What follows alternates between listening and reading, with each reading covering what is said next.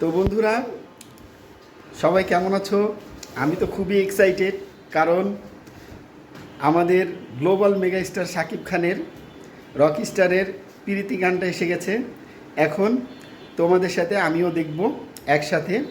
ঠিক আছে, কেমন হলো রকস্টার, চলো দেখি।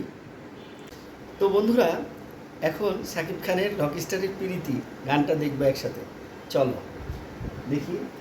তো প্রীতি এসেছে চরকি অ্যান্ড চরকি মিউজিক,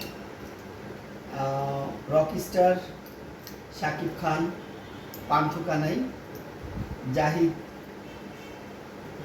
এই তাহলে আমরা স্টার্ট করলাম।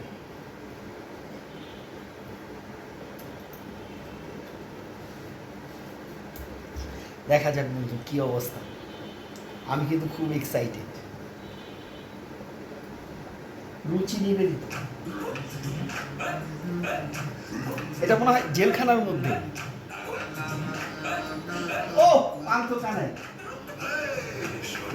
একটু সাউন্ড বাড়ায় দিই।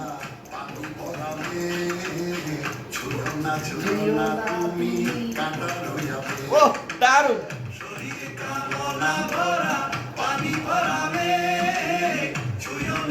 পান্থু কানাইকে দারুণ লাগছে। ও শাকিব খানকে জেলখানায় নিয়ে আসলো।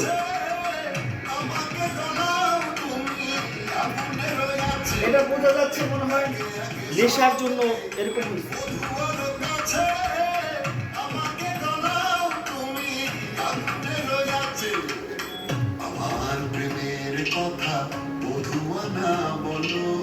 যাই বলেন, পান্থু কানাইকে দারুণ লাগতেছে।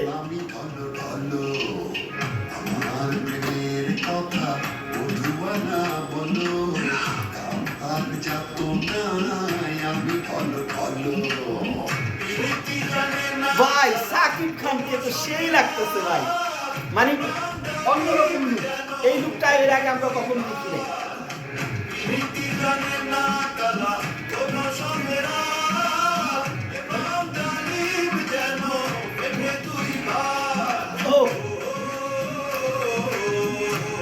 ভাই ফাটাই দিছে ভাই, একদম নতুন, মানে এই ধরনের চিন্তা ভাবনাটা এর আগে কেউ করে না। একটু ইউনিক ভাবে গানটা উপস্থাপন করা হয়েছে।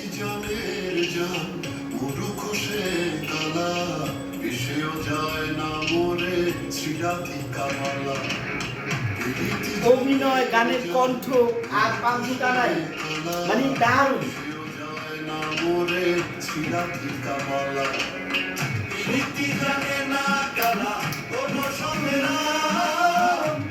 এই গানটা দারুণ।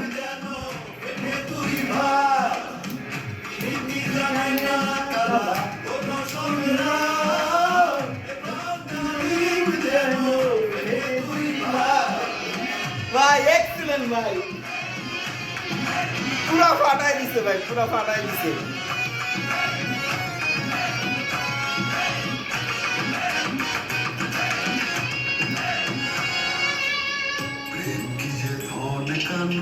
জানলো না ভুলে আমি রাধা মরে যাই তিস্তার ফুলে। কি যে মন কানু জানলো না ভুলে আমি রাধা মরে যাই তিস্তার ফুলে। দারুণ।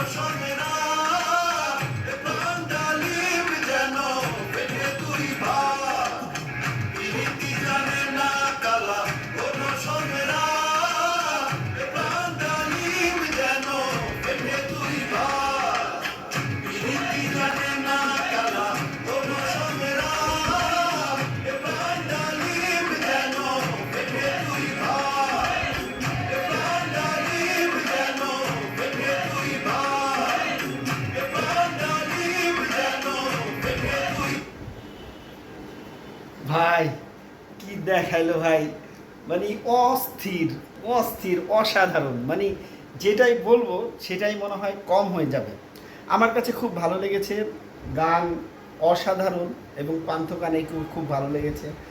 আপনাদের সবার কাছে কেমন হয়েছে অবশ্যই কমেন্ট করে জানাবেন।